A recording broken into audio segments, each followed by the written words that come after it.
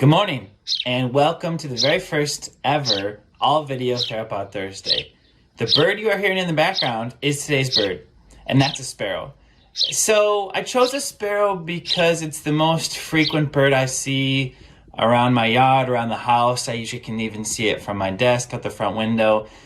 So what I didn't realize as I was digging in is, you can see here, there's a bunch of different types of sparrows. There's the American tree sparrow. That's the one originally I thought I was seeing, but it turns out the house sparrow is the more common one. So there's a couple different types of sparrows. I don't really see those around, but I'm going to focus in on the house sparrow because that's the one I see. And quick shout out to Cornell. You may know Cornell for being that Ivy League school that Andy in the office is obsessed with. But what you may not know is that Cornell has an amazing bird lab, or lab that talks about birds, or I don't know what it is, but it's really great. They have an awesome website. I found just today that they have bird cams, live bird cams, so it's pretty cool. At this point, you might be wondering, same question that someone asked me yesterday, Levi, are you a birdo? And my answer to that is, I don't know what a birdo is. But I do enjoy writing Theropod Thursday, recording it, talking about it. So, hey, if that's what makes me a birdo, then I gladly will be a birdo. So switching over to some of the fun facts that I learned in my research from Cornell on house sparrows. They're very common. I could have figured that by the name, but they're non-native to North America. And what that means is they were actually introduced here.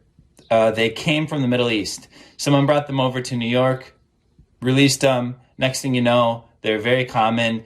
Too common, in fact. A lot of people don't like them because they displace some native birds. On the other hand, a lot of people do like them because they're very tame. They can even eat from your hand. They're probably the most frequent bird you'll find on feeders. So, I don't know. Take your pick if you like them or don't like them.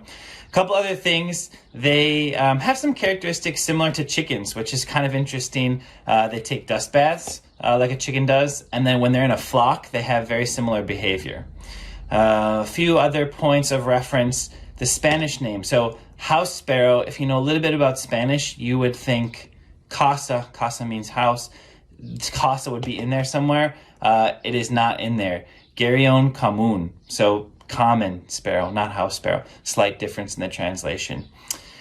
And let's just see, just to make sure there's anything else I wanted to cover. That's about it. In case you don't know what a sparrow looks like, I have drawn one for you so you can kind of see rough estimate of what sparrow is. Again, this is the very first all-video Theropod Thursday. I would like your feedback. If you enjoy it, I can continue to change it up a little bit or go back to the perhaps more traditional email method.